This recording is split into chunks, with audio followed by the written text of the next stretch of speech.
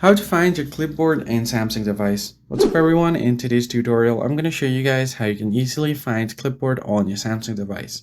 So the very first thing you want to do is open up your Samsung Note app or somewhere that you can type, and I'll show you quite a few methods to do it. First thing you do is long press on any part on any blank space. There you'll find the clipboard option. If you tap on it, you should see the clipboard option right over here, and it will show you all of the items that you've copied. Once you have done that, what you can also do is do it via your keyboard itself, where you need this toolbar. If you don't see this toolbar, then you're going to have to turn it on with your settings.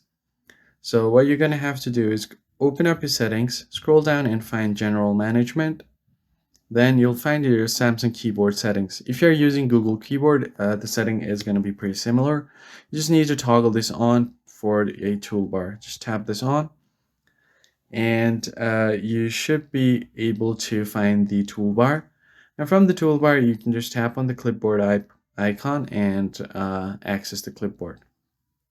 However, if you don't see the clipboard over here, it might be hidden on this menu. Tap on the three dots, long press on the clipboard, and then you can just bring it over to your toolbar for easy access, and you'll be good to go.